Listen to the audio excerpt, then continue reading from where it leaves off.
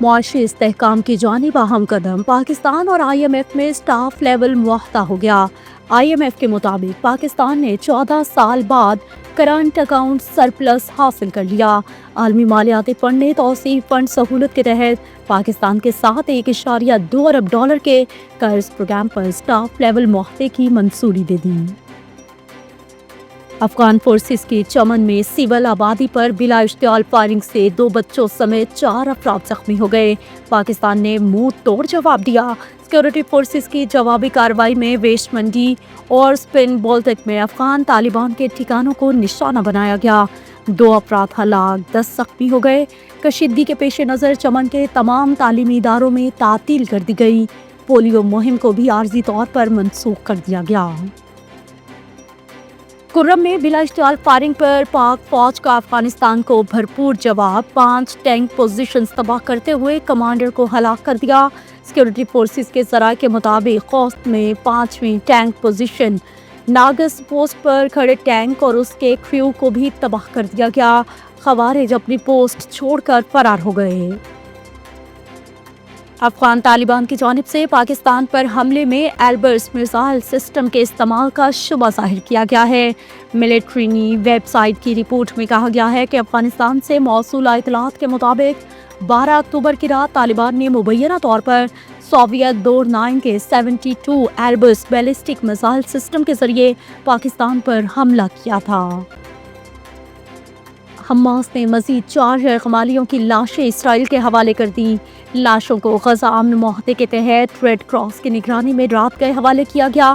غزہ میں اسرائیلی بمباری سے تباہ شدہ عمارتوں کے ملبے سے فلسطینی شہریوں کی لاشیں نکالنے کا سلسلہ جاری۔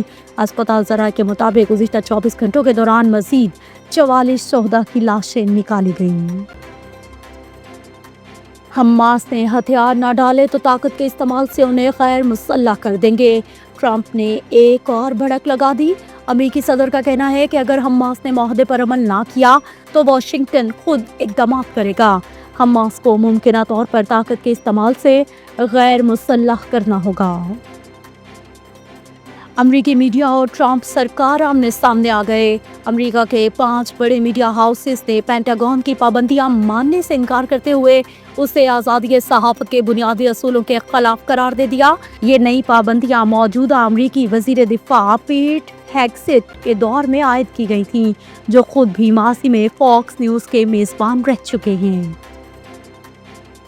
کراچی کی ٹوٹی پھوٹی سڑکوں نے ہیرو کو زیرو کر دیا۔ خستہ حال روڈ کے باعث لیجنڈ اداکار مصطفیٰ قریشی کی ٹانگ ٹوٹ گئی، سر پر چوٹیں بھی آئیں۔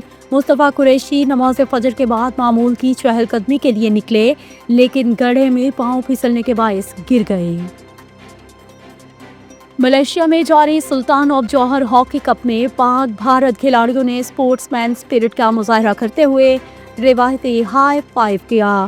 کرکٹ میں بھارت کی جانب سے شروع ہونے والے تنازع کو ہاکی کے میدان میں ختم کر دیا گیا۔